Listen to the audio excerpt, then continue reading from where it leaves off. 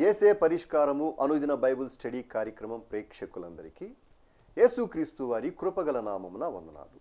ప్రభువునందు ప్రియా దేవుని బిడ్డలారా, నేటి దినము దైవజనులు కారుపాటి శ్యాంసాగర్ గారి ద్వారా బైబిల్ స్టడీలోని వాక్య ధ్యానమును మార్కు సువార్త నుండి ధ్యానం చేసుకుందాము.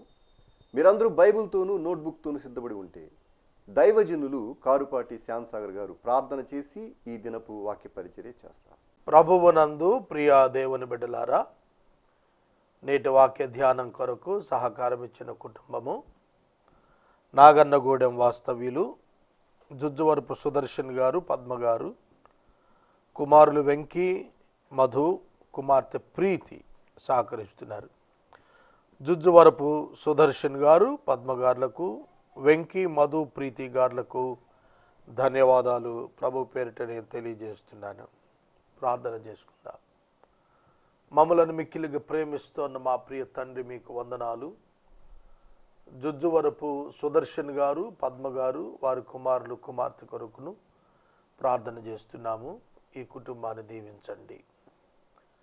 రేపటి నుండి మాసము అంతము వరకు అనుదిన సహకారులను పంపండి. మీ కృప మాకు ఇవ్వండి ప్రభు.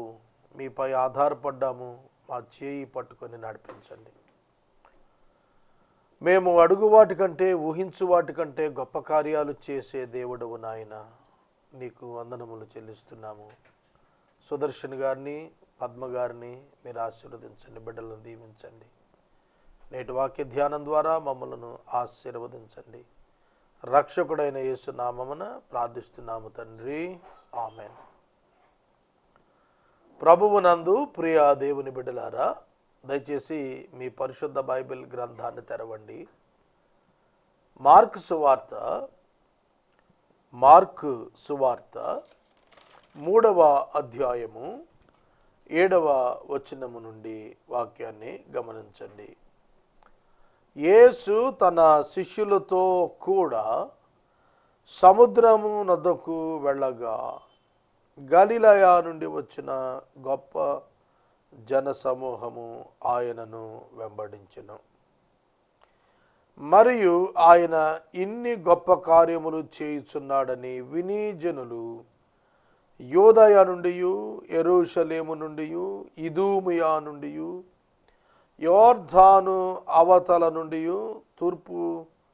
తూరు సీదోను అనే పట్టణ ప్రాంతముల నుండి ఆయన యొద్దకు గుంపులు గుంపులుగా వచ్చిరి. జనులు గుంపు కూడగా చూచి వారు తనకు ఇరుకు కలిగింపకుండునట్లు చిన్నదోనె ఒకటి తనకు సిద్ధపరిచి ఉంచవలెనని ఆయన తన శిష్యులకు చెప్పెను. ఆయన అనేకులను స్వస్థపరిచెను గనుక రోగపీడితులైన వారందరూ ఆయనను ముట్టుకొనవలెనని ఆయన మీద పడుచుండిరి. అపవిత్రాత్మలు పట్టిన వారు ఆయనను చూడగానే ఆయన ఎదుట సాగిలపడి నీవు దేవుని కుమారుడు అని చెప్పుచు కేకలు వేసిరి. తనను ప్రసిద్ధి చేయవద్దని ఆయన వారికి ఖండితముగా ఆజ్ఞాపించెను.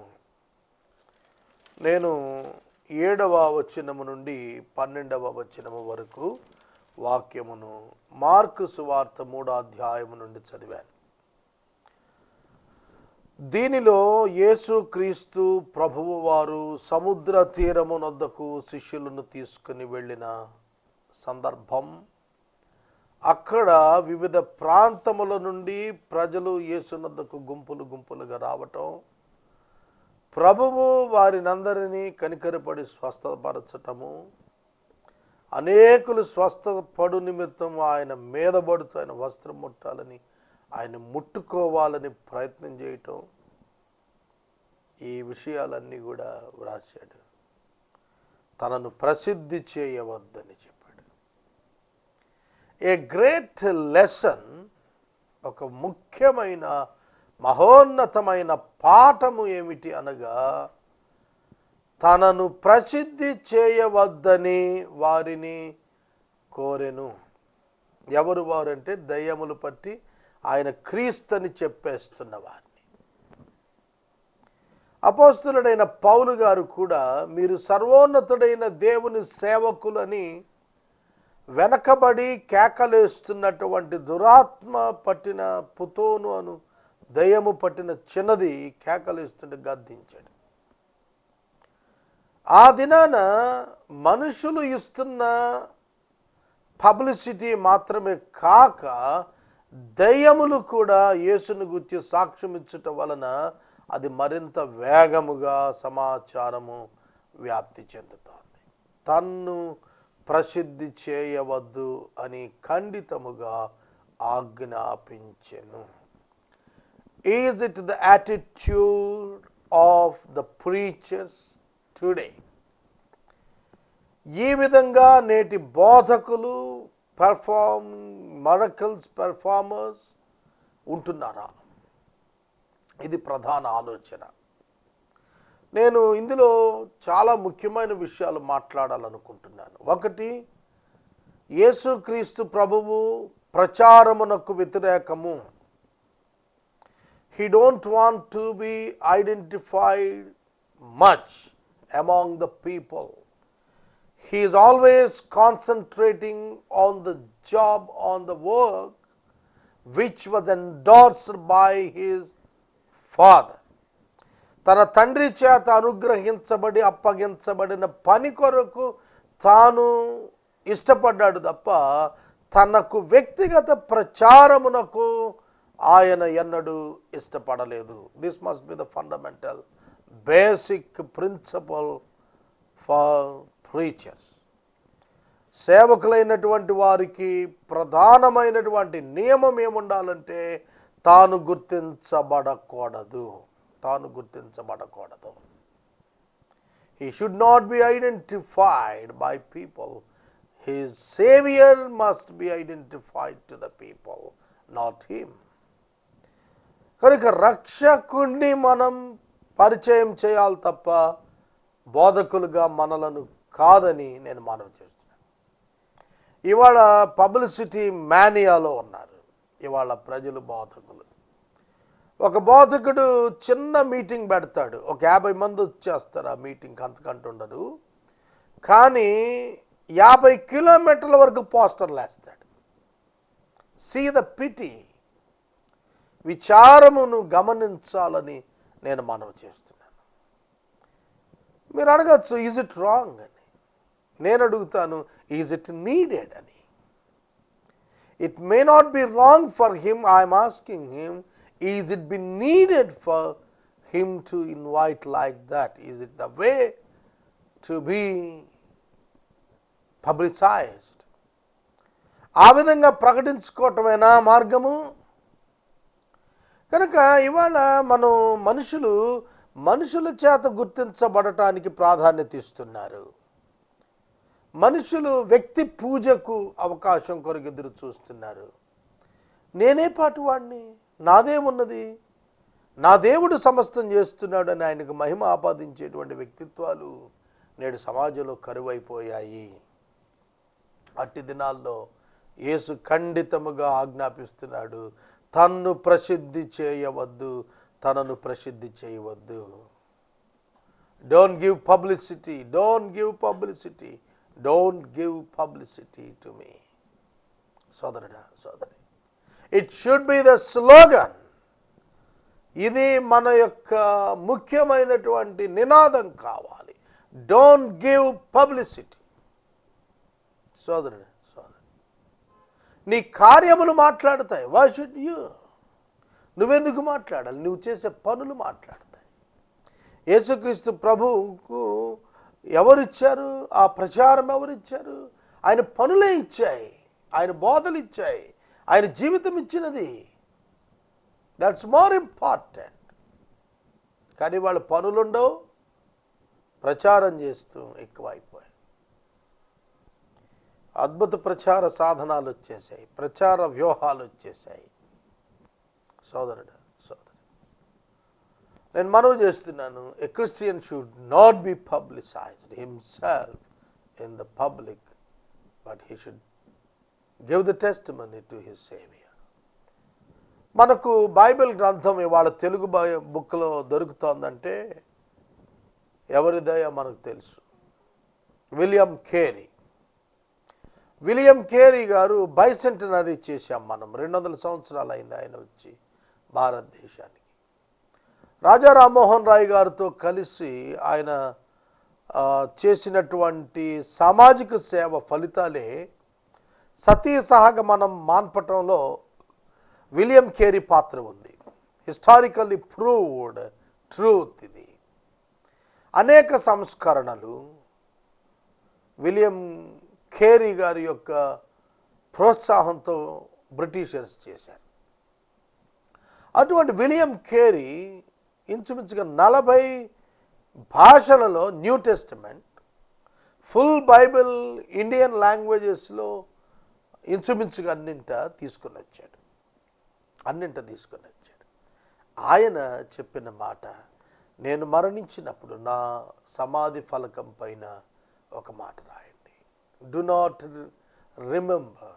Not remember me, remember my saviour. Do not talk about me, talk about my saviour. నా గూర్చి మాట్లాడవద్దు, నన్ను జ్ఞాపకం చేసుకొనవద్దు, నా రక్షకుని జ్ఞాపకం చేసుకోండి, నా రక్షకుని గురించి మాట్లాడండి అని వ్రాశాడు. What is important in your life? నీ జీవితంలో ఏంటి ముఖ్యం అనగా, నీవు కాదు ముఖ్యము, నీ ప్రభువు ముఖ్యము. నీకు ప్రభువు ఇచ్చిన పని ముఖ్యం, అంతే తప్ప నీవు నీ పేరును ప్రచారం చేసుకోవటానికి కాదు. ఇక్కడ నేను 7వ వచనంకు మళ్ళీ వస్తున్నాను, ఎందుకంటే ముగింపు మాట ముందు చెప్పాను, థీమ్ అదే కనుక అక్కడికి వెళ్ళాను. తరువాత మళ్ళీ ముందుకు వస్తున్నాను. ఆయన సముద్రపు ఒడ్డున శిష్యులను తీసుకొని నడుస్తున్నాడు. What is the reason? ఏమిటి కారణము? ఏమిటి? యేసు సముద్రపు ఒడ్డున, గలిలయ సముద్రపు ఒడ్డున శిష్యులను ఉదయాన్నే తీసుకుని వెళ్ళి ఎందుకు నడుస్తున్నాడు? To meet the people. ఒక విశాలమైనటువంటి స్థలం యేసుకు దొరుకుతుంది, అందుకే ఆయన సముద్రపు ఒడ్డు ఎంచుకున్నాడు. యేసు ఎక్కడికి వెళితే అక్కడ జనం వచ్చారు. ఎవరు కిరాయికి ఆటోలకు డబ్బులు కట్టి తీసుకురాలా. యేసుప్రభు వెళ్ళినప్పుడు వాళ్ళంతటా వాళ్ళు స్వయంగా ఏర్పాట్లు చేసుకుని వచ్చారు. ఆఖరికి భోజనాలు కూడా పెట్టాల. ఒకసారి 5,000 మందికి, మరొకసారి 4,000 మందికి పెట్టిన సన్నివేశం ఉంది తప్ప పబ్లిక్ అందరిని కూర్చోబెట్టి అస్తమానం ఆయన భోజనాలు ఫీడింగ్ ఇవ్వాల. They prepared themself and came to the lord. వాళ్ళు కిరాయిలు వాళ్ళే భరించుకున్నారు, క్యారేజీలు వాళ్ళే తెచ్చుకున్నారు. కిరాయిలు వాళ్ళే భరించుకున్నారు, క్యారేజీలు వాళ్ళే తెచ్చుకున్నారు. They spend the time with the lord and hearing the word of God. వారు సమయాన్ని ప్రభుతో గడిపారు, వారు సమయాన్ని త్యాగం చేశారు, వారు తమ పనులను మానుకొని వచ్చి ప్రభు పాదాల దగ్గర వాక్యాన్ని నేర్చుకున్నారు. It's very important. కనుక యేసుక్రీస్తు ప్రభు తన యొక్క గ్రేట్ మిషన్ని ఈ విధంగా కొనసాగించాడు. గొప్ప జన సమూహం ఆయనను వెంబడించాను. Jesus withdrew with his disciples to the sea, and great crowd followed from Galilee and Judea and Jerusalem and Idumea and from beyond the Jordan and from around the Tyre and Sidon. తూరు సీదోను అన్య ప్రాంతాలు, తూర్పు మోయాబు, తూర్పు యోర్దాను భాగం, మోయాబు ప్రాంతం, gentile land, అన్యుల ప్రాంతం. అక్కడ రూబేను, గాదు, మనషే అర్ధగోత్రం ఉన్నది. వాళ్ళు అక్కడ నివాసం ఏర్పరచుకున్నారు. మోషే కాలంలో they asked the permission to stay back there. వాళ్ళు అక్కడ ఉండిపోవటానికి మందలు కలిగిన వాళ్ళు కనుక ఇష్టపడ్డారు. వాళ్ళు యోర్దానికి తూర్పు భాగం అది. ఈ యోర్దాను తూర్పు భాగాన ఉన్న ప్రాంతంలో నుండి యోర్దాను దాటి వచ్చేస్తున్నారు ప్రజలు. ఇవాళలాగా వంతెనలు లేవు కదా, అడ్డంబడి రావాలి, నదిలో అడ్డంబడి రావాలి. ఎంత ప్రమాదం అయినా సరే ఎవరు ఆగటం లేదు. యోర్దాను నది ప్రాంతం నుండి వాళ్ళు వచ్చారు. యోర్దానుకు తూర్పు భాగాన మోయాబు ప్రాంతం, మోయాబు ప్రాంతం అన్యుల ప్రాంతం, తూరు సీదోను అన్యుల ప్రాంతం. కనుక యూదుల ప్రాంతంలో నుండి, యూదయా నుండి, యెరూషలేము నుండి, ఇదూమియా నుండి, ఇవి వస్తున్న తర్వాత జెంటైల్ ల్యాండ్స్లో నుంచి ఏరియాస్ నుంచి కూడా ప్రజలు గుంపులు గుంపులుగా వచ్చారు. క్రౌడ్స్, గ్రేట్ క్రౌడ్స్ అన్నాడు. గుంపులు గుంపుల్ని మహాగుంపులు అన్నాడు ఇంగ్లీష్ భాష. తెలుగు భాషలో గుంపులు గుంపులు అన్నాడు, దాన్ని ఇంగ్లీష్లోకి వచ్చాడు గ్రేట్ క్రౌడ్స్ అన్నాడు. మహాగుంపులుగా బయలుదేరి వచ్చారు. సోదరుడా, సోదరి, యేసుక్రీస్తు ప్రభువు దగ్గరికి వెళ్ళాలి. ఎందుకు? ఏమిటి వాళ్ళని నడిపించిందంటే వాళ్ళు ప్రభువు చేస్తున్న అద్భుత క్రియలకు ఆసక్తి కలిగి ఆయన ఎత్తుకు వస్తున్నారు. ఇవాళ ప్రజలు ఒక వ్యక్తి దగ్గరకో ఒక వ్యవస్థ దగ్గరకో రావాలి అని అంటే గనక, గుంపులు గుంపులుగా రావాలి అంటే గనక what must be met for them? వాళ్ళ కొరకు ఏం కావాల్సింది వాళ్ళు వస్తున్నారు? They want healing. వాళ్ళకి స్వస్థత కావాలి వస్తున్నారు. Some wants to see the miracles. కొంతమంది అద్భుతాలు చూడటానికి వస్తున్నారు. కొందరు ఆయన్ని చూడటానికి వస్తున్నారు. కొందరు బోధ వినటానికి వస్తున్నారు. సో డిఫరెంట్ పీపుల్, భిన్నమైన ప్రజలు గుంపులుగా గుంపులుగా గుంపులుగా ఆయన దగ్గరికి వచ్చేస్తున్నారు. It is the work of God. ఇది దేవుని యొక్క క్రియ అయి ఉన్నదని ప్రభువు పేట నేను మనవి చేస్తున్నాను. సోదరుడా, సోదరి, దేవుని కుమారుని క్రీస్తునందుకు దేవుడు అనేకులను ఆకర్షిస్తున్నాడు. సామాన్య జనం మొదలుకొని అందరూ వస్తున్నారు. కేవలం మిరకల్స్ మీదే వస్తున్నారు అంటే ఇక్కడ అలాగే రాసింది. ఈయన గొప్ప కార్యములు చేస్తున్నాడని విని వారంతా కూడా గుంపులు గుంపులుగా బయలుదేరి వచ్చారు. యేసుక్రీస్తు ప్రభువును చూడవలెనని గుంపులుగా రావటానికి కలిగిన కారణం ఆయన చేస్తున్న క్రియలు. ఆయన ఏం చేస్తున్నాడు? ఆయన ప్రజలను ప్రేమిస్తున్నాడు. Jesus loves the people. Jesus teachers to the people. యేసు ప్రజలకు బోధిస్తున్నాడు. Jesus performing miracles for them. యేసు వారి కొరకు అద్భుతాలు చేస్తున్నాడు, స్వస్థతలు చేస్తున్నాడు, మహిమ కార్యములు చేస్తున్నాడు. ఒక్కరిని కూడా తృణీకరించకుండా చేస్తున్నాడు. ఆయన అందరినీ చేర్చుకుంటానికి ఇష్టపడుతున్నాడు. తన యొద్దకు వచ్చిన వారిని ఎంత మాత్రం త్రోసివేయటం లేదు. That's the reason. అది కారణము. కనుక ఇరుకు కలిగించకుండా ఉండేటట్లుగా ఒక పడవ సిద్ధం చేయండి నా కొరకు అని శిష్యులకు ఆజ్ఞాపించాడు. మీరు ఆలోచించండి, ఇరుకు కనుక్కోకండి, ఇక అక్కడ కంప్లీట్ అయిపోయింది స్థలం. సముద్ర పొడ్డంతా జనం అయిపోయారండి. ఇక అందుకని దోణి సిద్ధం చేయండి అయ్యా, నేను దోణి మీద కూర్చొని లోపలికి పోతాను అంటే ఆ ప్రాంతం అంతా కూడా యేసు మాట వినబడినంతటి మేరకు, కనుచూపు మేరలో ఇసుకేస్తే రాలినటువంటి జనాభా వచ్చారు. సోదరుడా, సోదరు, పరిశుద్ధుడైన దేవుడు నరావతారిగా వచ్చేటప్పటికి సృష్టి పులకిస్తుంది. మనుషులు ఆయనను సంధించటానికి వెళుతున్నారు. ఆ సందర్భంలో ఆయన అనేకులను స్వస్థపరిచాడు. కనుక రోగ పీడితులైన వారందరూ ఆయన ముట్టుకొనాలని ఆయన మీద పాడుతున్నారు. ఆయనను ముట్టుకొన వాళ్ళను. ఎందుకని?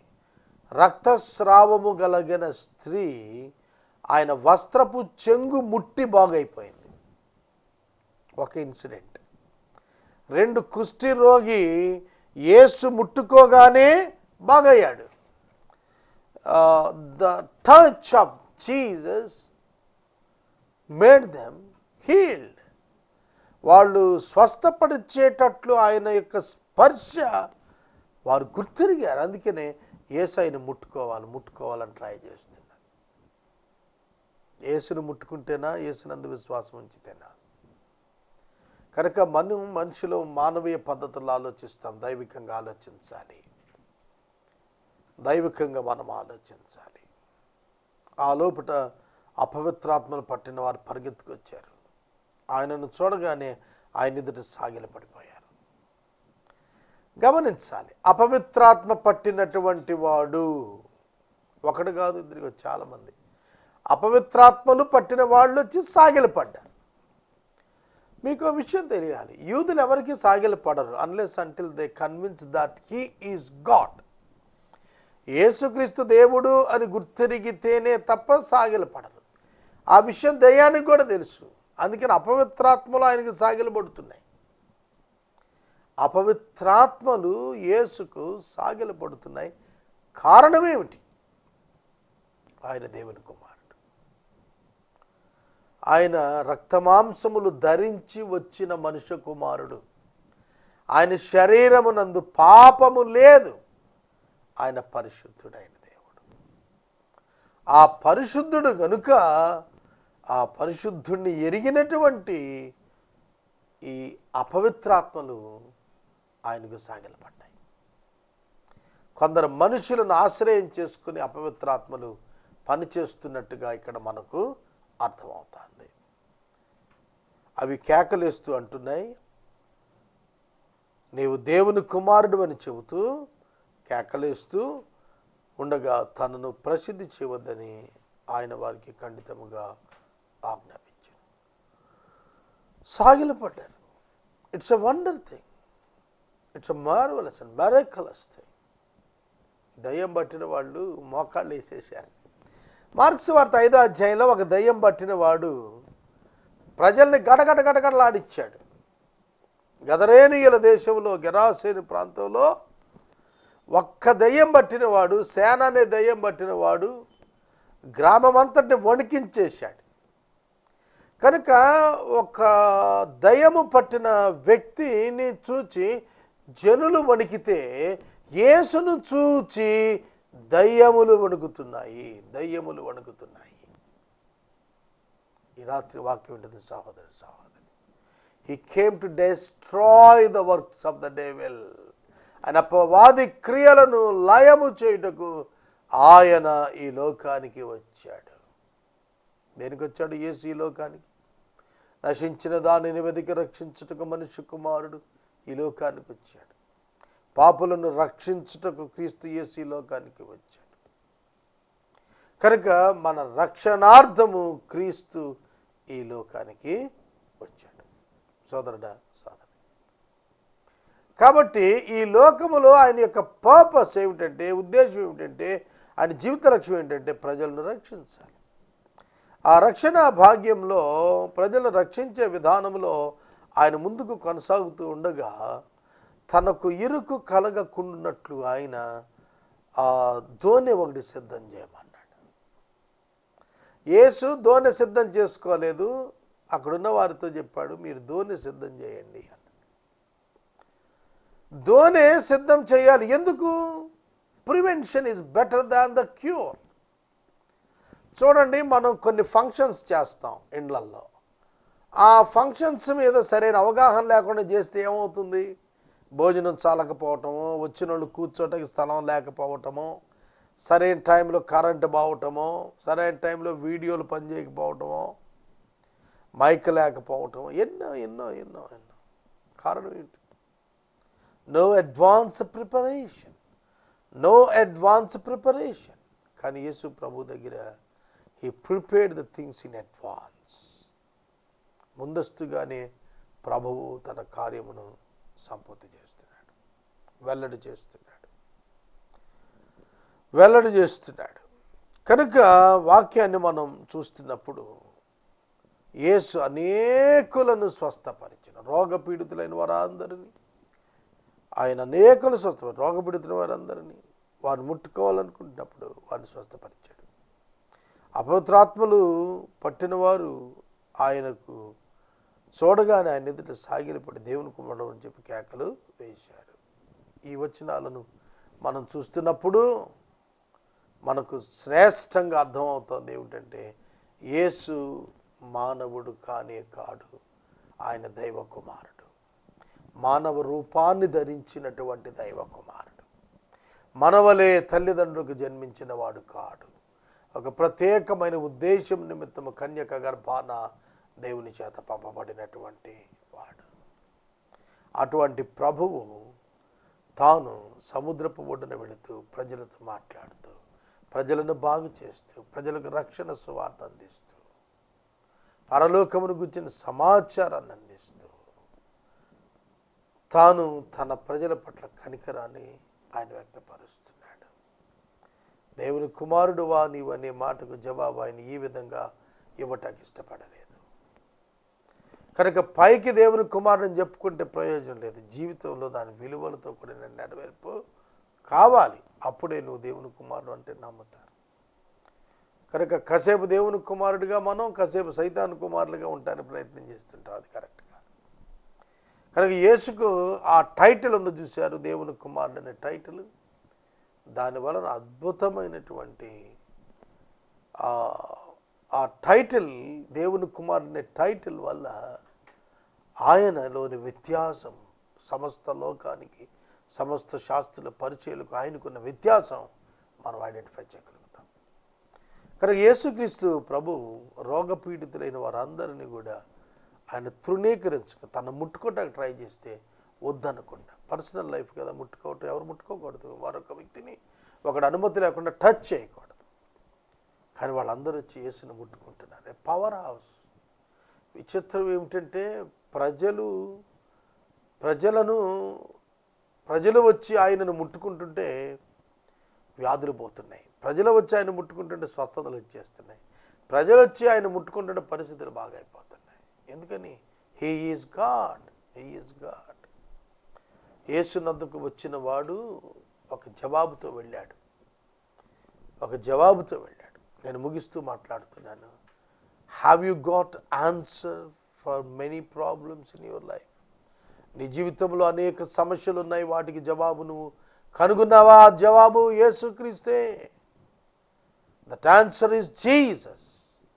యేసే ఆ జవాబు. అవునండి, మీ సమస్యలకు దేవుడు తన కుమారుని పరిష్కారముగా పంపాడు. 32వ సంకీర్తన చెబుతుంది, పరిహారముగా పంపాడు యేసు. కనుక ఈ వచనాన్ని మనం చూస్తున్నప్పుడు తనను ప్రసిద్ధి చేయవద్దని ఆయన వారికి ఖండితముగా ఆజ్ఞాపించాడు. ఆయన కొండ ఎక్కి తనకిష్టమైన వారిని పిలువగా వారు ఆయన యొద్దకు వచ్చారు. 13వ వచనం నుండి రేపటి వాక్య ధ్యానంలో ధ్యానిద్దాము, ప్రార్థన చేసుకుందాం. నేటి వాక్య ధ్యానానికి సహకారం ఇచ్చిన కుటుంబం నాగన్నగూడెం నుండి జుజ్జువరపు సుదర్శన్ గారు, పద్మ గారు, వెంకీ, మధు, ప్రీతి సహకరిస్తున్నారు. ఈ కుటుంబాన్ని ప్రభు దీవించును గాక. ఆమేన్. మనము ఇంతవరకు దైవజనులు కారుపాటి శ్యాంసాగర్ గారి ద్వారా బైబిల్ స్టడీలోని వాక్య ధ్యానమును మార్కు సువార్త నుండి ధ్యానం చేసుకున్నాము. ఈ కార్యక్రమం ద్వారా మీరు పొందుకొనుచున్న ఆత్మీయ మేలులు ఒక ఉత్తరం ద్వారా మాకు తెలియజేయండి. మీ ప్రార్థనా మనవులు మాకు తెలియజేస్తే ఏసే పరిష్కారం కార్యాలయంలో ఏర్పాటు చేసిన ప్రత్యేక ప్రార్థనా శిబిరమును మీ కొరకు ప్రార్థిస్తాం. మీ కుటుంబ పక్షముగా ఒక ఎపిసోడ్ ప్రసారం చేయాలనుకునేవారు మాకు తెలియజేస్తే మా సిబ్బంది మీ గృహాలను దర్శిస్తారు. ముగింపు ప్రార్థన ఆశీర్వాదాలతో ఈ కార్యక్రమాన్ని ముగించుకుందాం. ప్రార్థన. మమ్మల్ని మిక్కిలిగా ప్రేమిస్తున్న మా తండ్రి, మీకు వందనాలు. వాక్యము వినబిడ్డలను దీవించము. మీ దాసుడు సుదర్శన్ గారు, పద్మ గారు, వెంకీ, మధు, ప్రీతి ఇచ్చిన సహకారమును బట్టి బిడ్డలను దీవించండి. బిడ్డల పక్షంగా మేలు చేయండి. మా రక్షకుడైన యేసునామమున ప్రార్థిస్తున్నాం తండ్రి. ఆమేన్. తండ్రి దేవుని ప్రేమ, కుమారుని యేసయ్య కృప, పరిశుద్ధాత్మని అన్యోన్య సహవాసం సదాకాలం మనందరికీ తోడైనగాక. ఆమేన్.